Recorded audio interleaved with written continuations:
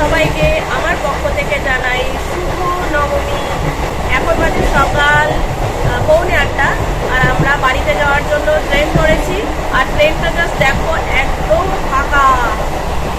এপাশে গুড্ডি বসে আছে আর দেখো পুরো ফাঁকা। এপাশে গুড্ডি আর এদিকে আমি।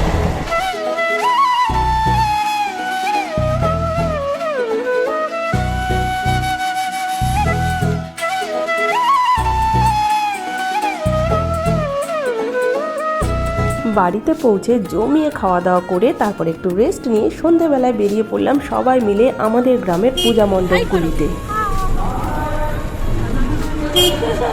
প্রথমেই চলে এলাম পাল্লা দক্ষিণ পাড়া পূজা কমিটির পূজা মণ্ডপে। এখানকার মণ্ডপটি যেমন নজরকাড়া ছিল আর তার থেকেও বেশি নজরকাড়া ছিল এখানকার দুর্গা প্রতিমা।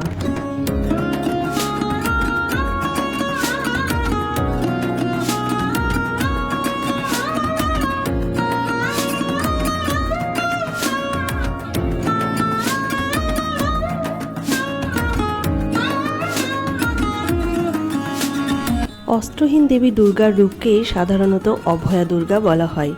এই রূপে তিনি করুণাময়ী, শান্ত ও আশীর্বাদদাত্রী মাতার প্রতীক। সাধারণত আমরা দুর্গাকে দেখি দশভুজা রূপে, কিন্তু অস্ত্রহীন দুর্গা শুদ্ধ মাতৃত্বের, শান্তির ও মমতার প্রতীক। এবার চলে যাব আমরা পরবর্তী গন্তব্যে, যেটা চারাবাগান দুর্গাপূজা কমিটির পূজা মণ্ডপ। এখানকার পূজা মণ্ডপটি আদিবাসী সংস্কৃতিকে তুলে ধরেছে, তবে মণ্ডপের ভেতরে গেলে অনুভব করা যায় শিবশক্তি।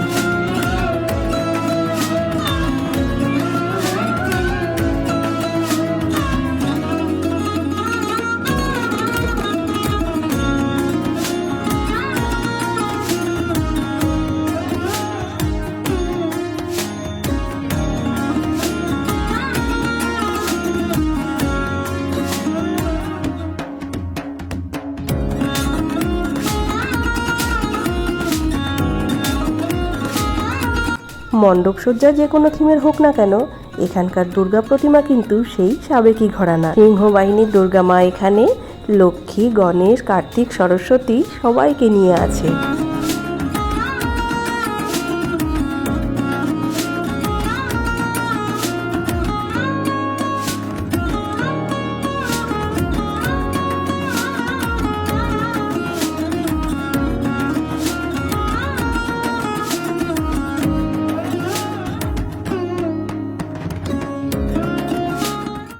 আলোকসজ্জিত পথ ধরে এবার আমরা চলেছি পরবর্তী পূজা মণ্ডপে, যেটা আদি কমিটির পূজা মণ্ডপ।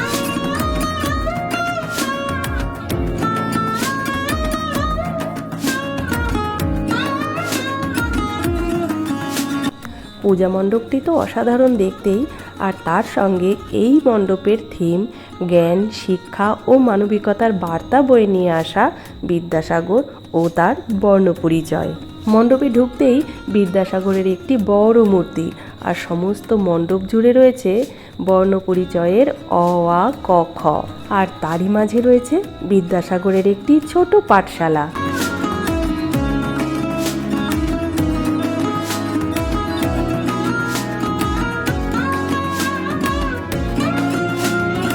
আর দুর্গা মায়ের মূর্তি সেই সাবেকি ঘরানার।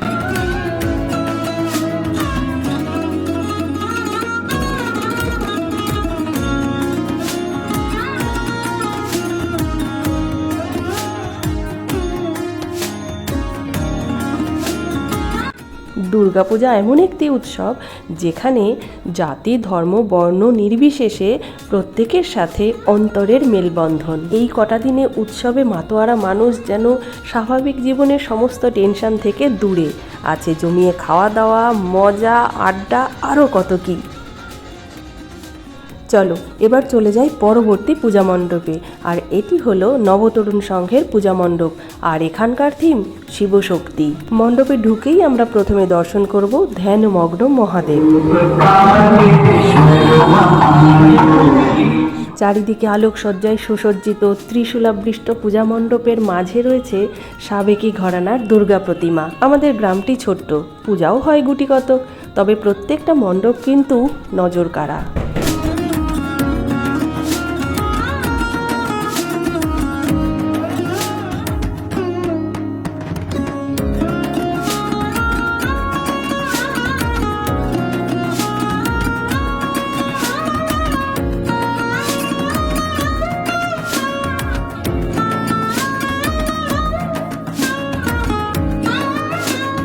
আজকের পর্বে দেখালাম আমাদের গ্রামের পূজা মণ্ডপগুলি। আগামী পর্বে থাকবে বনগাঁর পূজা মণ্ডপগুলি। সঙ্গে থেকো আর চ্যানেলটা সাবস্ক্রাইব করে দিও। টাটা।